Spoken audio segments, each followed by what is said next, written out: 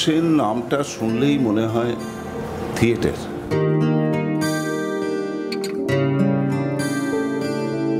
চন্দনকে একটা কথায় ডিসক্রাইব করা খুব কঠিন কাজ। জীবন শক্তি, ভালো মানুষ, আবেগপ্রবণ। I don't want to limit him with an adjective. আমার কাছে চন্দন সেন একজন যোদ্ধা।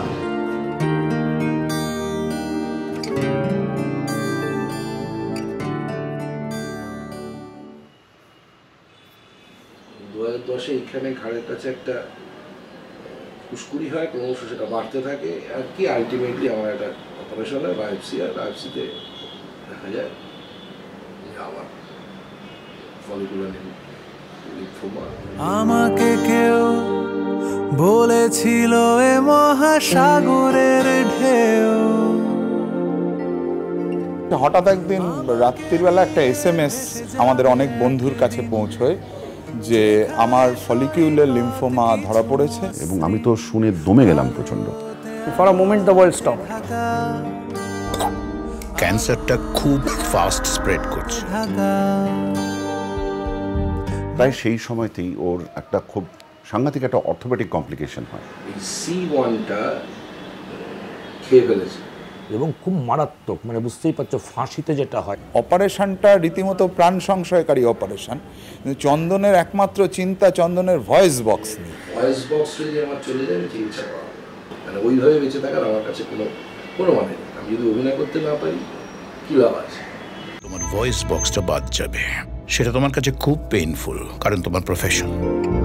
কখনো ভোর রাতে ঘুম ভেঙে যায়, কণ্ঠ ভরে বুঝি গাইছে সবাই, আলোতে আলোতে ঢাকা।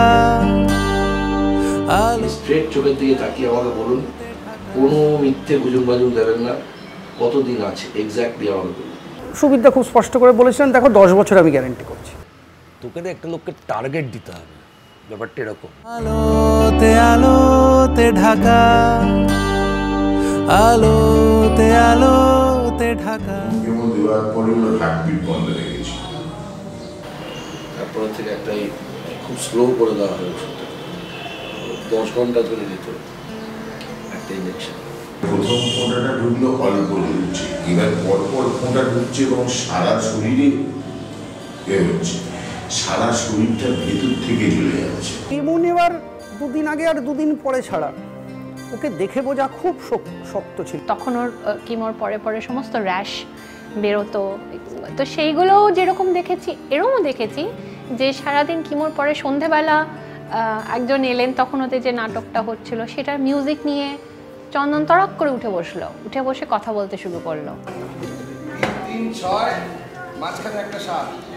কিন্তু ওই সময়টা ওর ওই কাজের অদম্য ব্যাপারটা, নিজেকে পুশও করতাম। It's a kind of training বলতে পারি। শরীরকে বেশি মাথায় পাত্তা দিতে আরম্ভ করলে তাহলে আমার খুবই সাংঘাতিক অবস্থা হবে। আমরা একটু অসুখ বিসুখ হলেই কাতর হয়ে বিছানায় শুয়ে পড়ি। চন্দনকে আমি কখনো দুর্বল হয়ে চন্দন ইনঅ্যাক্টিভ হয়ে যাচ্ছে এটা আমি কখনো দেখিনি। অক্ষমতা আমার অনিবার্য, এটা জেনেও যতদূর সক্ষম থাকা যায় সেই সক্ষম থাকার লোক।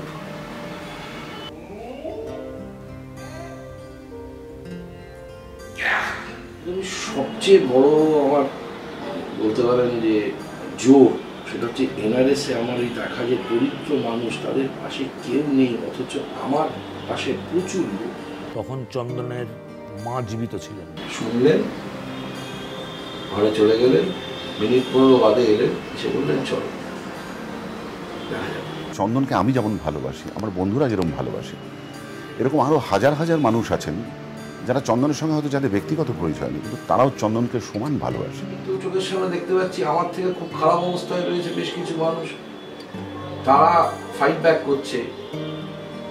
আমার এত রকমের সাপোর্ট সিস্টেম না, আমি ফাইট ব্যাক করতে পারবো না, তো হতে পারে না। একজন হকার, একজন প্রফেসর, একজন বাস কন্ডাক্টর, এরকম অসংখ্য লোকের গলা কিন্তু সৃষ্টিকর্তা নিয়ে নিয়েছেন। তারা আবার তাদের জীবনে ফেরত এসছে শুধুমাত্র উইল পাওয়ারের জন্য। আর অর্জুন, তুমি পারবে না? আমার বুকে সূর্যের বাসা, আমার চোখে বাঁচার তাগিদ।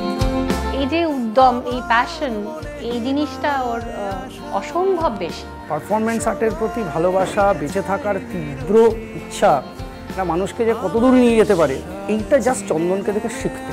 চন্দন এমন একজন মানুষ যে থিয়েটারে বাঁচে।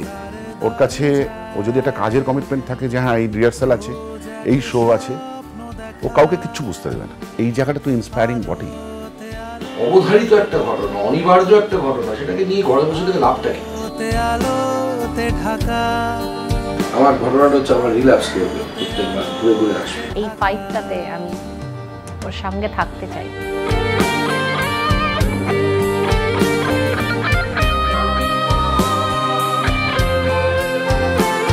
এবং এখনো যদি চন্দনকে আপনি জিজ্ঞেস করেন যে চন্দন কেমন আছে বা চন্দন দা কেমন আছেন, ও উত্তর দেয় লড়ছি। ঠিক আছে, যতদিন কর্মক্ষম থাকতে পারবো ঠিক আছে, ততদিনই হচ্ছে বেঁচে আছে।